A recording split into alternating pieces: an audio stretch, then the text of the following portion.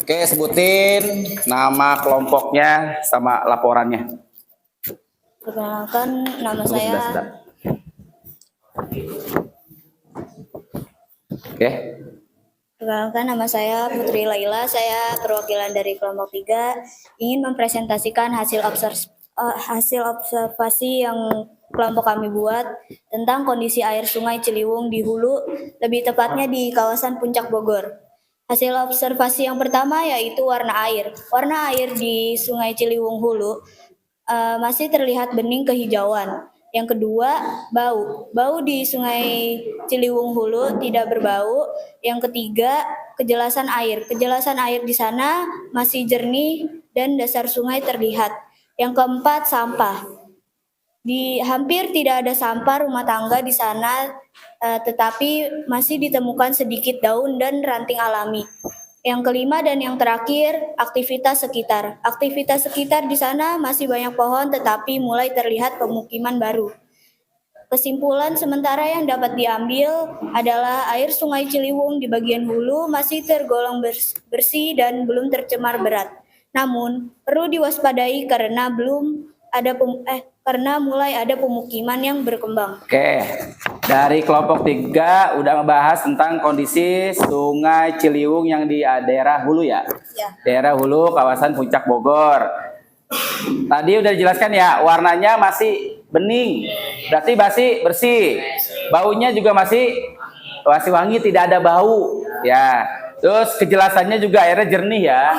Sungainya juga terlihat baik. Sampahnya pun juga hampir tidak ada ya. Ya. Nah, aktivitas kita juga masih banyak pohonan atau pemukiman nggak terlalu banyak ya. Tapi di sini kesimpulan yang dikhawatirkan takutnya nanti ada apa? Pemukiman yang berkembang di sana. Nanti kondisinya nggak bisa murni lagi ya. Iya, betul. Yuk kita beli tepuk tangan dulu buat untuk teman-teman kelompok 3.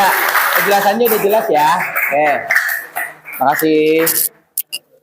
Oke, berarti dari materi Kali Ciliwung ya nanti kalian bisa ngejelasin ya semuanya tentang yang ada yang kamu lihat, yang kalian observasi itu.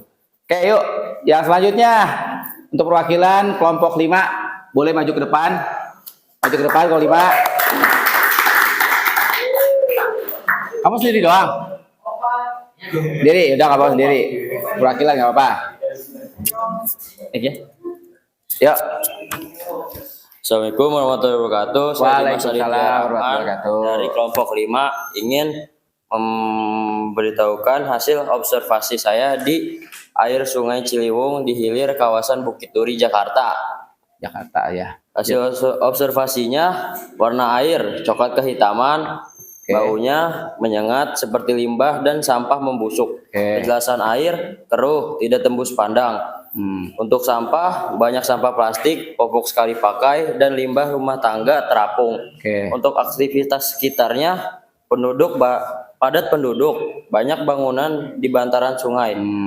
Dan untuk yang terakhir, kesimpulan sementaranya yaitu air Sungai Ciliwung di bagian hilir sudah tercemar berat oleh limbah domestik dan sampah padat. Kondisi ini rawan menyebabkan banjir dan penyakit. Oke, kelompok 5 udah menjelaskan tentang keadaan Sungai Ciliwung yang ada di hilir atau di bagian kawasan Bukit Duri, Jakarta. Kalau yang kita ngomong masalah Jakarta, apalagi perkotaan, ya sungai atau aliran itu pasti dijadikan limbah, ya limbah pembuangan karena di sana banyak pabrik, banyak rumah-rumah yang kemungkinan padat penduduk dan dia tidak bikin untuk sarana limbahnya. Maka kadang suka dimanfaatkan sungai itu sebagai apa? Pembuangan limbah. Makanya di sini jelaskan dari observasi kelompok 5 dia mengamati warna airnya udah apa? Coklat kehitaman. Berarti bercampur sama limbah. Baunya udah menyengat tuh. Seperti apa? Limbah sampah membusuk. Ya, berarti udah campur kimia ya. Enggak seperti tadi yang di daerah Bogor itu masih murni, masih jernih. Sampah, banyak sampah plastik. Ya. Tuh, kadang-kadang nih ada popok tuh. Popok sekali pakai. Apa? Tuh kadang-kadang buat bayi karena nggak ada tempat pembuangannya mereka buang di sampah situ. Banyak, ya. Limbah rumah tangga, terapung tuh, ada yang seperti itu. Aktivitas sekitarnya padat penduduk, banyak bangunan yang di bantaran sungai. Beda seperti yang di Bogor ya, bangunannya sedikit, tapi kalau di perkotaan itu banyakkan bangunan-bangunan yang ada di pinggiran Sungai Ciliwung. Kesimpulannya juga udah jelaskan ya. Di situ limbah domestik tuh banyak tuh. Karena di situ banyak pabrik-pabrik tekstil yang mereka buang sembarangan, dan kimia-kimia pun juga buangnya ke situ. Sampah padat. Tuh, di situ juga rawan menyebabkan banjir. Karena kalinya atau sungainya banyak pada buang sampah dan limbah, memungkinkan nggak banjir? Memungkinkan, karena udah ada larangan tidak boleh buang sampah di bataran kali atau sungai. Tapi yang namanya orang, ya kan, apalagi nggak dikawasi 24 jam, itu jadi sarang, jadi tempatnya pembuangan sampah. Yuk beli tepuk tangan untuk temennya, kalau terima, udah bagus. Oke. Jadi observasi yang kalian tahu dulu adalah apa? Objeknya dulu ya. Objeknya, kalau kalian udah menemukan objeknya, lihat latar tempatnya, ya. Lihat kondisinya apa yang kalian mau utarakan. Yang penting real atau nyata atau kebenarannya. Oke, di sini ada kesimpulan dari mata pelajaran observasi. Yuk, ada yang bisa ngasih kesimpulan? Siapa? Oh, Cut. Oke, Cut, boleh Cut. Satu, fakta alam adalah kejadian atau keadaan nyata yang dapat diamati dengan pasti dan dibuktikan kebenarannya, bukan berdasarkan opini atau perasaan pribadi. Dua, objektivitas dalam observasi berarti menghasilkan hasil pengamatan apa adanya tanpa mengaruh pendapat pribadi, sehingga informasi tetap dapat dipercaya. Siap.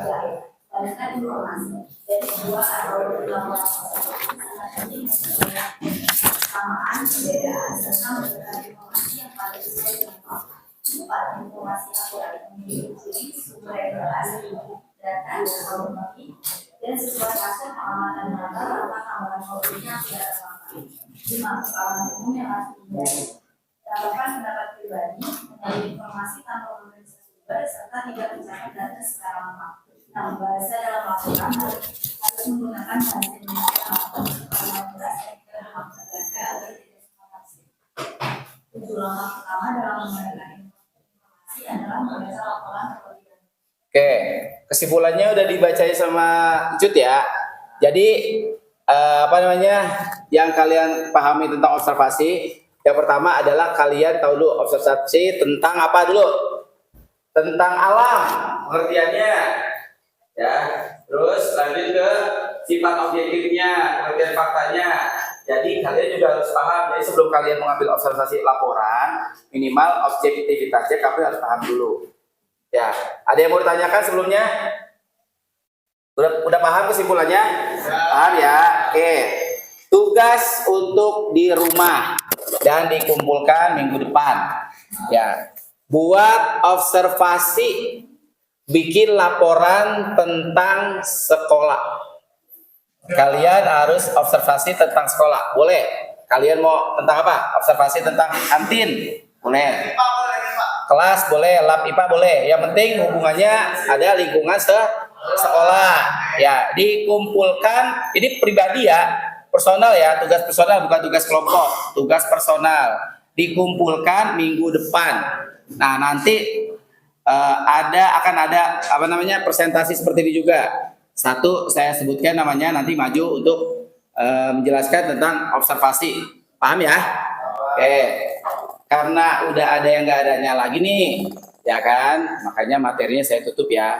Yang penting intinya materi hari ini kalian paham persis ya tentang observasi atau tentang laporan atau tentang analisa. Kita akan membuat laporan. Ya. Mungkin tadi tugas sudah saya kasih tahu ya. Buat kapan? Minggu depan. Bikin apa? Observasi laporan tentang lingkungan sekolah. Jadi kalau misalnya minggu depan kalian nggak ngerjain, berarti ada hukumannya ya. Paham ya? Oke, yuk semuanya berdiri dulu, semuanya berdiri. Berdiri dulu, oke, semua diri. Kita mau ice breaking dulu. Oke, kalau saya bilang tepuk semangat. Terus? Oke, siap. Ini biar kamu gak ngantuk. Ya. Terus semuanya tepuk semangat.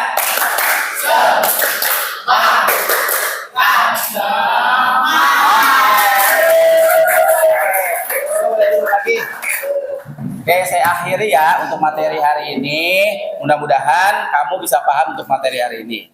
Oke, assalamualaikum warahmatullahi wabarakatuh.